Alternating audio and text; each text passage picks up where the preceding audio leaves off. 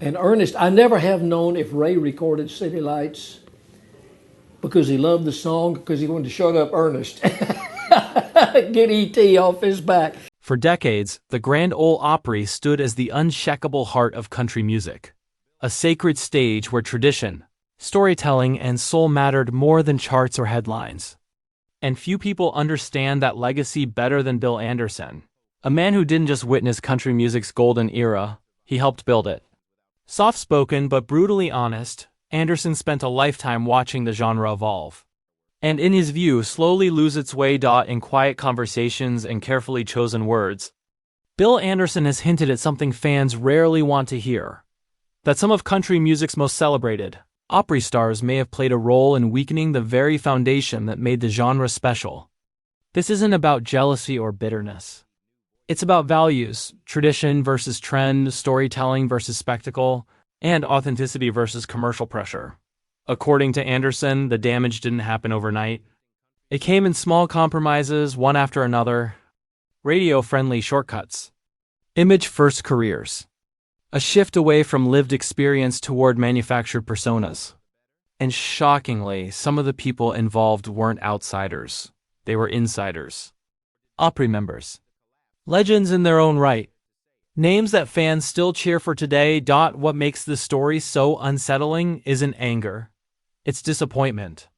Because when voices that once represented the soul of country music change direction, the ripple effects last generations. In this documentary-style breakdown, we'll explore 5 Opry stars whose choices, according to Bill Anderson's perspective and industry history, symbolize the turning points that reshaped country music forever. This isn't an attack. It's a reckoning to understand why Bill Anderson's perspective carries so much weight. You first have to understand who he is to country music. Long before trends, branding teams, or crossover strategies, Anderson earned his place through songwriting that felt lived in and honest. His words didn't chase attention. They invited listeners in. And for decades, that approach defined what the Grand Ole Opry was supposed to represent.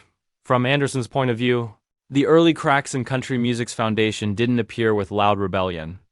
They appeared quietly, disguised as progress. The first Opry stars he grew concerned about weren't troublemakers or outsiders. They were respected insiders who slowly began reshaping the sound and image of country music, while still standing on its most sacred stage. In Anderson's generation, joining the Opry wasn't just a career milestone, it was a responsibility. Members were expected to protect tradition, mentor younger artists, and preserve the storytelling roots that separated country from every other genre.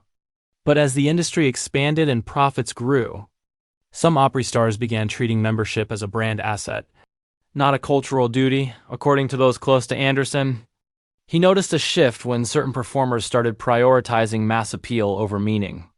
Songs grew shorter, themes grew simpler, and emotional risk all but disappeared. These weren't bad songs, they were successful songs. But success, in Anderson's mind, wasn't the same as substance. And when those songs came from Opry members, they carried an authority that quietly redefined what country sounded like. One major concern Anderson often hinted at was detachment from real-life experience. Early country music thrived on stories drawn from hardship, faith, family, and failure. But some stars began performing songs that felt emotionally distant, polished narratives written to appeal broadly, not personally. The result wasn't offensive. It was forgettable. And forgettable music, Anderson believed, slowly hollows out a genre's identity. Another troubling change was how fame itself started to reshape priorities. As television appearances, sponsorships, and national tours became central to success, some Opry stars grew less present within the country music community itself. Anderson noticed fewer informal collaborations, fewer backstage songwriting exchanges, and fewer risks being taken.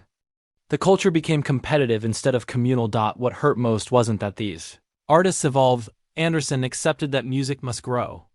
What hurt was that growth increasingly meant moving away from country music's emotional core rather than expanding it. When innovation doesn't deepen tradition but replaces it, something irreplaceable is lost.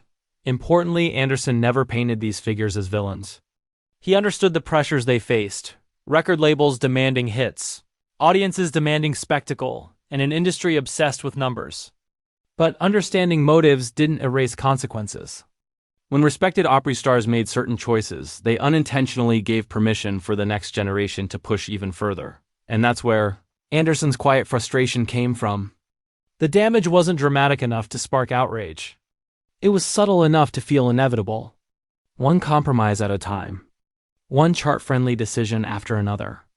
Until, eventually, young artists entering the industry had no clear example of what traditional country music even sounded like. From Anderson's perspective, this first group of influential Opry stars didn't destroy country music overnight. They changed the rules slowly, respectfully, and with good intentions. But once those rules changed, there was no easy way back. By the time country music entered its most commercially aggressive era, Bill Anderson had already grown uneasy. What once felt like isolated compromises had begun to look like a pattern. From his vantage point, success was no longer a byproduct of honesty. Honesty had become optional. And some of the most influential figures driving that shift were not newcomers, but trusted Opry stars whose approval shaped the entire industry. Anderson often reflected on how crossover ambition quietly changed the priorities of country music. Earlier generations believed that if a song was truthful enough, audiences would find it. But now, many Opry stars began chasing broader demographics first, adjusting sound and image to fit mainstream expectations. The steel guitars softened. The lyrics lost regional texture. Accents were smoothed away. What remained was pleasant, but increasingly generic. What troubled Anderson wasn't experimentation itself. Country music had always borrowed and evolved. The problem in his eyes was who was leading the charge. When Opry members, symbols of tradition, embraced polished pop structures and radio formulas, it sent a powerful message. This was no longer a side path, it was the main road. Younger artists didn't feel they were breaking rules. They felt they were following them. Another shift Anderson quietly criticized was the rise of image management. Opry stars once connected with fans through vulnerability and familiarity. But now, public personas became carefully controlled, polished, and distant. Mistakes were hidden. Edges were softened. Performers became brands. Anderson believed that when artists stopped showing cracks, audiences stopped believing the stories they told. Behind the scenes, songwriting itself transformed. Instead of personal reflection, songs were increasingly crafted by teams aiming for maximum reach. Themes were tested, structures repeated, emotions calibrated. For Anderson, this removed the unpredictability that once made country music powerful. He worried that Opry stars who relied heavily on these systems unintentionally legitimized an assembly line approach to storytelling. Perhaps the most damaging consequence, in Anderson's view, was institutional acceptance. Once these changes were normalized on the Opry stage, they became difficult to challenge. Traditionalists were labeled resistant. Critics were dismissed as nostalgic. The conversation shifted from, "Is this honest?" to, "Does this perform well?" And in that shift, Anderson felt the genre lost its moral compass. He also observed how audience expectations changed. Fans raised on polished country pop began demanding more of the same. Raw, emotionally heavy songs felt uncomfortable by comparison. Opry stars who had once thrived on quiet, painful storytelling found themselves sidelined, while those offering safe, upbeat narratives dominated attention. The cycle fed itself. Still, Anderson remained careful with his words. He never accused anyone of malicious intent. In fact, he acknowledged that many of these stars likely believed they were saving country music by modernizing it.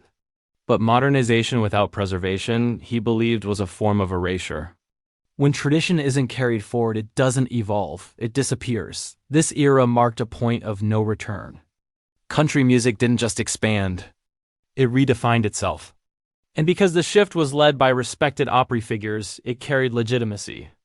Anderson watched as younger artists entered an industry where authenticity was no longer the expectation, it was a niche. And that realization led to his deepest concern: that future generations might never know what was lost. Because the people entrusted to protect it had already moved on. By the time Bill Anderson reached the later S of his career, the changes he once viewed as temporary had become permanent. Country music, as he knew it, no longer occupied the center of the genre that still carried its name. And what troubled him most wasn't just the sound, it was the mindset that now defined success. According to Anderson's long-held beliefs, a handful of Opry stars helped normalize this new reality, making it almost impossible to reverse. One of Anderson's deepest concerns was how legacy itself was being redefined. In earlier generations, an artist's legacy was measured by the stories they told and the lives they reflected. But now, influence was increasingly tied to awards, chart longevity, and visibility. Some Opry stars began shaping their careers around moments rather than meaning viral performances, headline-friendly statements, and constant reinvention. Anderson feared that in chasing relevance, the music lost its roots. He also noticed a growing disconnect between lyrics and lived experience. Traditional country music thrived on specificity: dusty roads, late-night regrets, family struggles, quiet faith. But as some Opry stars adjusted their sound for broader appeal, those details were stripped away. Songs became emotionally vague, designed to apply to everyone while deeply resonating with no one. To Anderson, this wasn't accessibility. It was dilution. Another painful shift involved mentorship, or the lack of it. The Opry was once a place where veterans actively guided younger artists, teaching them not just how to perform, but why the music mattered. Anderson believed that when influential stars prioritized their own expansion, that mentorship culture weakened. New artists were taught how to succeed, but not how to belong. Without grounding, they naturally followed whatever version of country music was most rewarded. Anderson also reflected on how risk vanished from the genre. Traditional country music wasn't afraid to be uncomfortable. It confronted loss, addiction, failure, and moral conflict head-on. But many Opry stars began avoiding emotional risk, favoring songs that felt uplifting but hollow. According to Anderson, when artists stopped telling hard truths, they stopped earning trust, even if audiences couldn't articulate why. What made this especially troubling was how these choices reshaped the audience itself. Fans raised on emotionally safe country music became less receptive to depth. Raw songs felt out of place.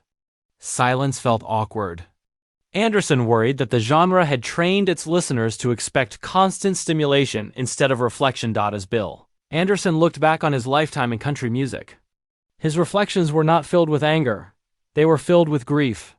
Not for his own career, which stood as one of the most respected in the genre's history, but for what he believed country music had slowly left behind. In his eyes, the damage caused by influential Opry stars wasn't loud enough to cause rebellion, yet deep enough to permanently alter the genre's identity. Anderson believed the most painful truth was that no single artist destroyed country music. Instead, it was shaped and misshaped by a series of choices made by people entrusted with its care. The 5 Opry stars often referenced in discussions surrounding his views were not villains but symbols. Symbols of moments when tradition could have been protected. And WASN single quotes to do by allowing commercial metrics to outweigh emotional honesty. These stars helped redefine what success looked like. The industry followed.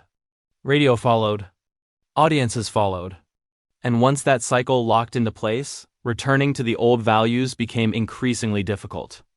Anderson feared that future artists would be judged not on their ability to tell the truth, but on their ability to perform relevance. Yet, even in his disappointment, Anderson never gave up hope entirely. He believed that country music's soul isn't owned by institutions or legends, it lives in storytelling. And storytelling can never truly be erased. It can be buried. It can be ignored. But it always finds its way back. He often pointed to younger artists who, away from the spotlight, were still writing honest songs in quiet rooms, playing small stages, and choosing meaning over mass appeal. These artists weren't celebrated on award shows. They weren't always welcomed onto major platforms. But to Anderson, they represented the genre's best chance at redemption. The Grand Ole Opry, too, remained a symbol, one that could still evolve in a healthier direction. Anderson believed that honoring tradition didn't mean rejecting change. It meant carrying values forward rather than replacing them. Innovation, when rooted in respect, could still coexist with authenticity. What Anderson ultimately exposed wasn't a list of enemies, it was a warning.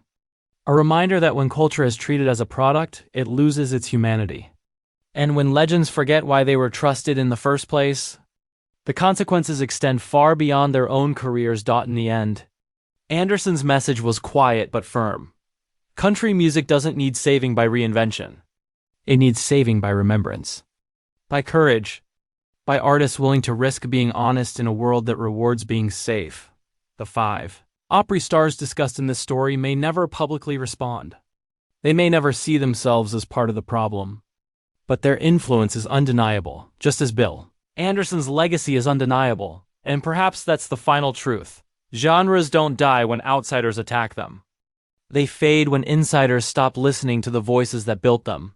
Yet even in his disappointment, Anderson refused to frame the situation as hopeless. He acknowledged that some artists tried to honor tradition quietly, even as the industry pushed them forward.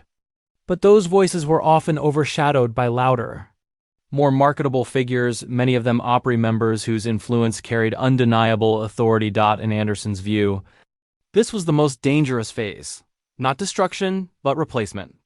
Country music wasn't being attacked. It was being overwritten. And because the change happened gradually, it felt natural rather than forced. By the time anyone realized what had been lost, it was already considered outdated. This left Anderson with a bittersweet realization. The Opry still stood. The songs still played. The crowd still cheered. But the soul he once knew, the one built on humility, honesty, and human struggle, had become harder to find.